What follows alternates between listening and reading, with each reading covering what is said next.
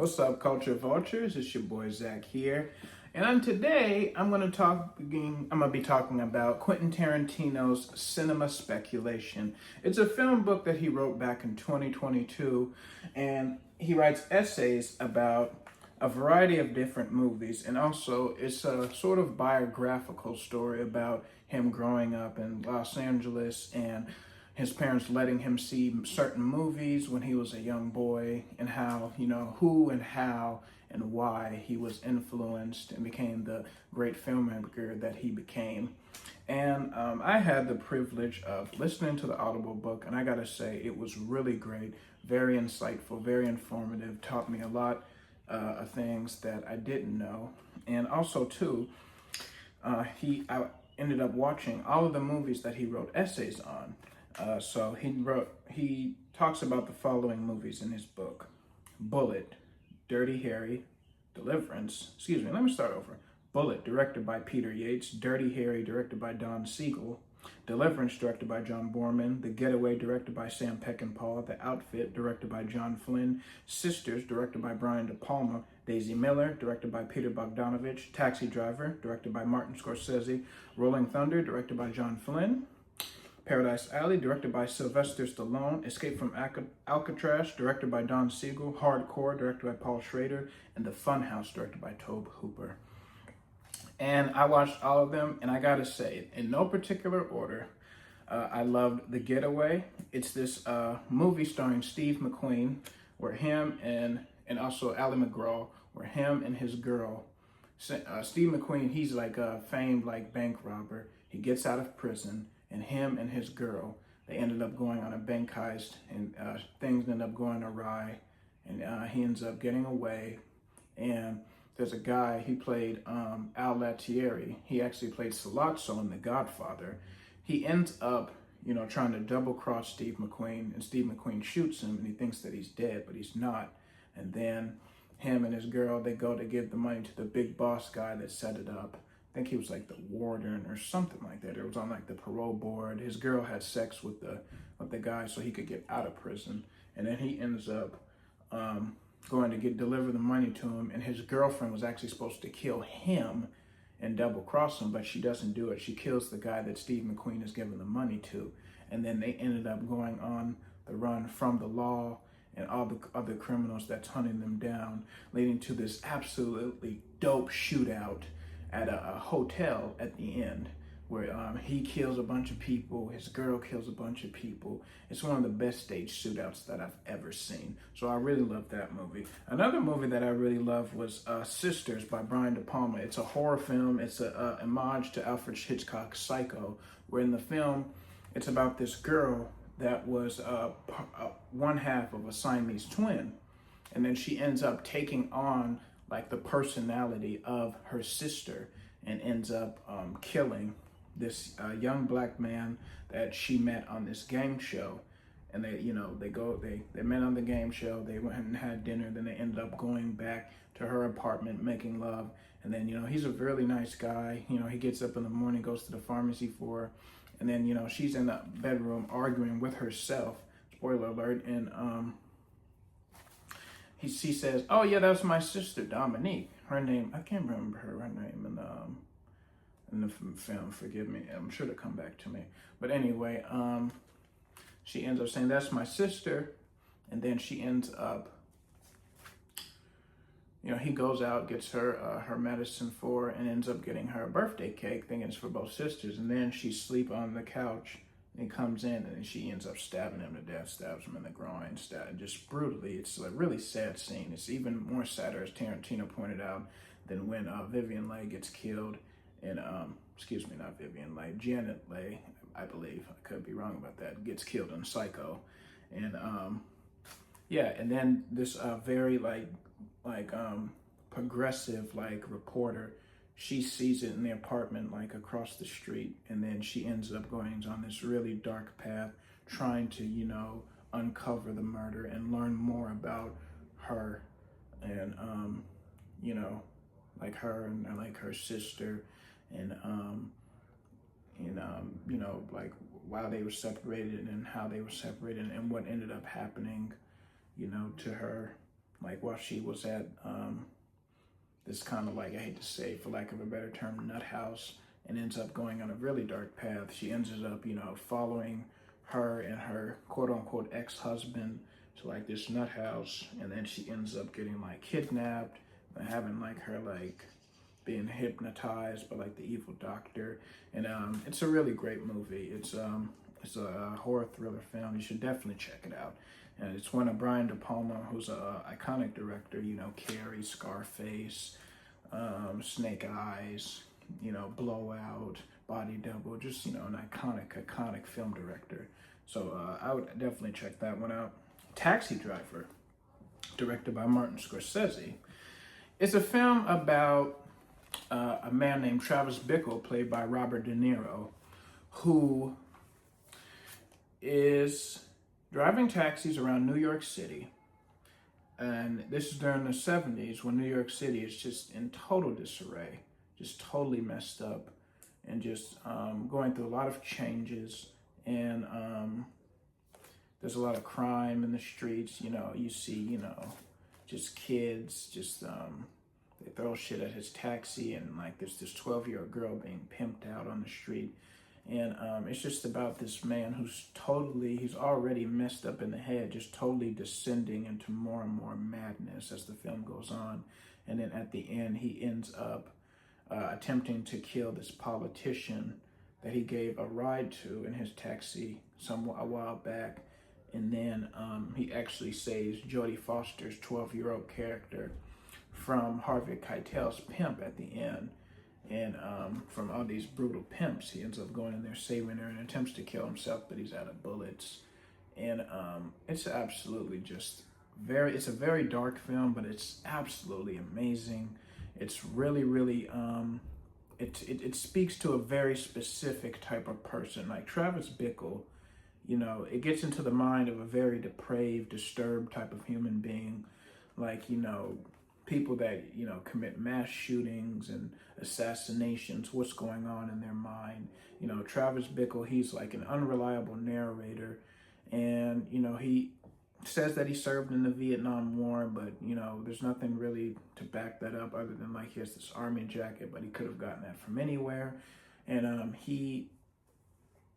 and the one scene in the film that really speaks to his sickness is he ends up, meeting this girl named Betsy, played by, what is her name? Sybil Shepherd. And he ends up meeting her. She works for the politician that, he gave a ride to. He ends up meeting her, gets her to go out on a date with him. And then he ends up taking her to this porno flick. And then, she never speaks to him again. And it's like, he's trying to drag her down into his world. And it's like, this is all he does is drive taxis around and go to like porn movies. And in the film also too, like he really does not like black people. Like he's he's a racist character. And the black people, the movie itself is not racist, but it's about a guy that's racist. So he looks at the black people very disparagingly. And originally they wanted the pimp at the end that he rescues Jodie Foster from, Paul Schrader and Scorsese, they wanted them to be black pimps. But the studio was afraid that black people would be rioting in the audience, which is a very racist and very stupid thought. And so they made them make the pimp white in this film. And there's also another scene where like Scorsese, the director, he makes a cameo and he drives him home, and he tells Travis, that's my wife, that's not my apartment. And he said, who lives there? A nigger lives there. And then he says how talks about in just brutal detail how he's gonna kill his wife. And it's a movie that speaks to, there was these movies going on in the 70s called Revenge-O-Matics, which is like about a guy that, usually about a guy whose sister or daughter or family was kidnapped, or they ran off, or they were murdered, and they go out and they get revenge. You know what I'm saying? and it's usually like staged to look like, you know, something like really, really cool. And you know, Scorsese and Paul Schrader, the writer, they go really deeper and say, you know, a guy like that is like usually very sick, and you know, this is it's deeper than, you know, just, yeah, they're gonna go kick some ass and this is gonna be an awesome gunfight. It dives deeper into a specific type of character and a specific type of man. And Travis Bickle, he's, you know, he reminds me of like those people that like storm the Capitol. You know what I'm saying? A bunch of sick, you know, just racist, you know, twisted pieces of shit.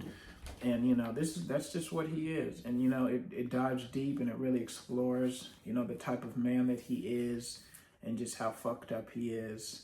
And it's a really great iconic film. If you've never seen Taxi Driver, please watch it, especially if you're interested in directing as I am.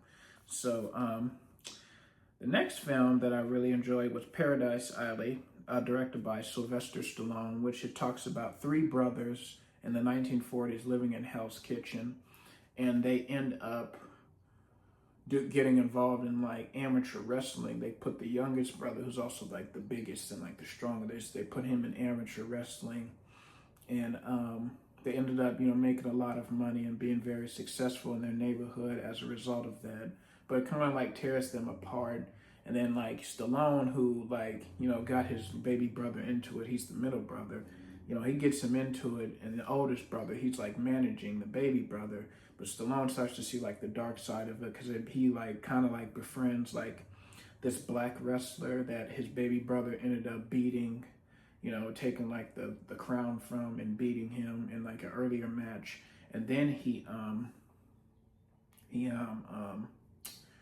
they go out for a night, they're drinking and driving their truck around all crazy, and then the black guy ends up committing suicide right in front of him. He said, I want to commit suicide when I'm happy. And it's a very like dark moment, but the ending, I love the ending, the way it's staged, the way it's shot, with like the water pouring down the ring and the wrestling and like the camera tricks and angles and shots that they use.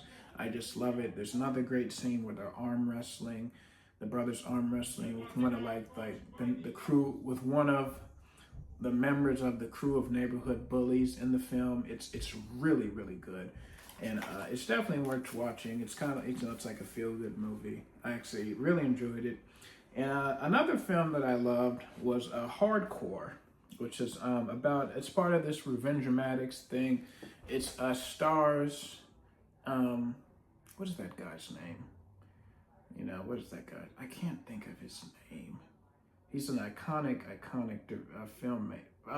actor. And I am so ashamed that I cannot remember his name. But anyway, if it comes back to me, I will say it. He ends up his daughter goes on a trip to LA, and she never comes back, and she runs off to join the porn industry. And then, this is directed by Paul Schrader, by the way, the guy that wrote Taxi Driver.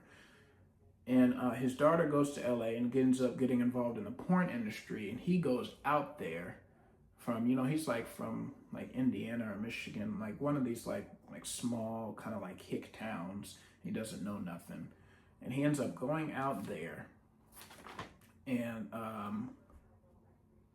basically getting revenge and beating the shit out of anybody that was involved in his daughter being in the porn industry. He ends up befriending this young porn star, and he goes out there to get her back, and he eventually does. And it's a really good movie. Tarantino said he didn't like the second half of the movie. I really enjoyed the second half of the movie. I like the friendship that he finds with the young porn star. I love the scene where he's like beating the shit out of this guy, like coming downhill. And I actually do like the fact that, you know, when his daughter, like, you know, he's so happy to see his daughter, she tells him, like, fuck off. And he's been so aggressive and angry throughout, like, the whole movie. And then, like, George C. Scott, that's the name of the lead actor. I'm so happy that came back to me. George C. Scott, that's his name. That's the name of the lead actor. I'm so happy that came back to me. But anyway, he ends up, you know, he finds his daughter. And he's like, oh, fuck off. You know, she doesn't want to come back with him. He breaks down crying. I don't know why. It just moves me, that scene. And, you know, he basically just used the porn star to help him find his daughter. And then like he goes to like this private investigator at the end and says, "Hey, can you help her out with some money or something like that or whatever?" And he's like, "Just go home, Pilgrim. Your job is done here." And he does, and it's kind of bittersweet. And I really enjoyed the second half of the film. That's just my opinion. I thought that it was really, really good. And George C. Scott, he's incredible in this film. And there's the scene where he's in the movie theater and the private director, he shows him, the porn film that his daughter had did, and then he just like starts screaming like, "Turn it off! Turn it off!" And it's a really iconic film. Honorable mentions. Actually, I recommend that you watch all of these films. Honestly, they're just really, really good. And but honorable mentions, Dirty Harry. That was someone I wish I talked about actually. That was really good. It's starring Clint Eastwood. It's basically based upon the Zodiac Killer, and it's about him hunting down this serial killer named Scorpio. Clint Eastwood, he's like this, crazy San Francisco cop, and he's hunting down this serial killer named Scorpio, and it leads to a great scene where like Scorpio kidnaps like a school bus of children. Clint Eastwood jumps on the bus, he chases him through like this factory or something. Then he ends up like shooting him twice in the arm. When he like holds this boy up, says drop his gun, he actually is dropping it, bam, and shoots him in the shoulder. And then he shoots him like again in the head or in the chest, and it kills him. And it was a really great action-packed crime thriller film. People say it's a white man's a white man's fantasy movie because he does kill all of these black people in the beginning that are robbing a bank, and they're dressed like Black Panthers, and he's he's hunting down this crazy serial killer that's like young and kind of represents like the hippie generation. And Tarantino does a great job of writing an essay about the film in his book. And I really liked the movie. I thought it was really good. And I highly recommend that you watch it. Deliverance, about a group of, it's with Burt Reynolds, a group of men who go out into they go out to, do some canoeing, and then they end up, running into like these hillbillies, and then one of them ends up getting brutally raped. And that's actually a really iconic film. The Funhouse, directed by Tobe Hooper, these four teenagers who decide to stay in like this funhouse at this like amusement park, and